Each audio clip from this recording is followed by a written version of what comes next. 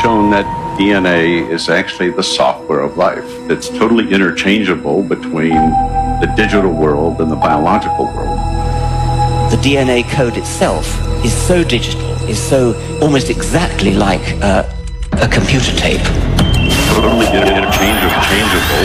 The DNA code itself is the software of life. So digital. Scientists have come to the amazing conclusion that our bodies contain digital code. In fact, Bill Gates, the founder of Microsoft, tweeted, "DNA is more advanced than any software ever created." Think about it. A program or code is written by someone very smart. The more complex the code, the more intelligent the author has to be. So here's the question. If our DNA code is more complex than any man-made software, where did it come from? Is it possible it was authored without an author, programmed without a program? Materialists think so, through neo-Darwinism, the modern version of Darwinian evolution. Stephen Meyer, author of the New York Times bestseller Darwin's Doubt, explains.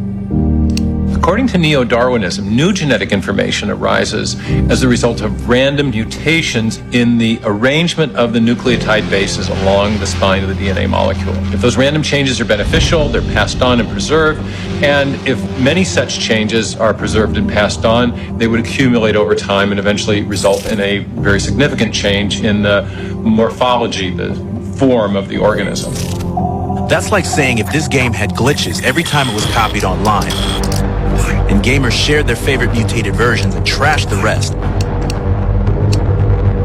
it would eventually turn into this. Come on, really? If we know the computer glitches won't produce a new video game, how much sense does it make to believe that glitches, copying errors, and our DNA code can produce new organisms? Could random mutations in DNA really produce this? This? This? What about this? This? This? This? This? This? This? Or this?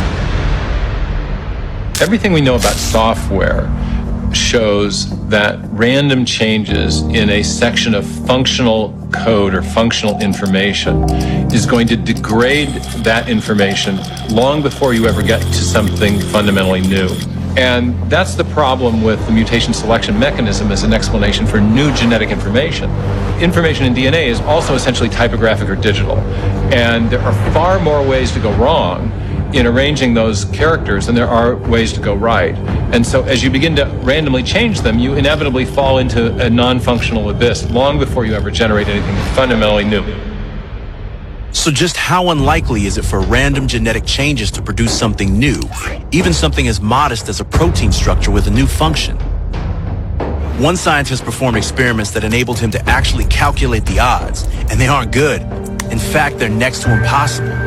We caught up with a molecular biologist, Douglas Axe, in Seattle. In our lab work, we've asked how rare or how common functional proteins are within the space of possibilities.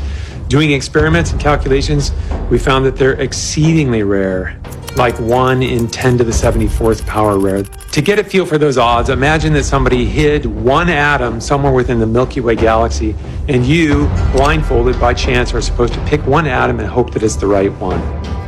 Those odds would be better than the odds for the protein. Axe calculated the probability for all the chance mutations in all of the life forms on Earth for billions of years. And in all that time, he found they couldn't chance on even one new functional protein structure. Not one. Zero. And keep in mind, it takes thousands of distinct proteins to build any kind of complex life, including humans. And many of these proteins are unique to each individual life form. So we go from improbable to basically impossible. The bottom line is that the mutation selection mechanism simply lacks the creative power to generate the new information necessary to build new organisms in the history of life.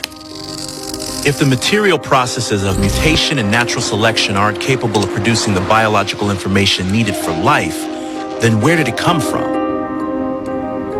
Our uniform and repeated experience, as Darwin himself pointed out, is the basis of all scientific reasoning about the past. So when we see information in a digital form in software, or we see a paragraph in a book, and we trace that information back to its source, we always come to a mind, not a material process. That's part of what we know from our observation of the world around us, that information always arises from an intelligent source. So we can apply that knowledge to the question of historical biology. And when we see that information is the foundation of life, we can infer that the best explanation for the origin of that information is in fact also a mind, a conscious agent, not an undirected material process. When presented with evidence that conflicts with neo-Darwinism, most scientists cling to a belief in the blind process of evolution, denying what science has discovered. That at the foundation of life, there exists a code so complex and advanced that it defies chance. They make no room for the possibility that we were created by an intelligence far more sophisticated than the most genius of programmers. Instead, they choose to limit their investigation to a strictly materialist worldview. When faced with this evidence, how will you respond? We are not materialists. We see the human soul. We experience love. We live with purpose. We fight for justice. We acquire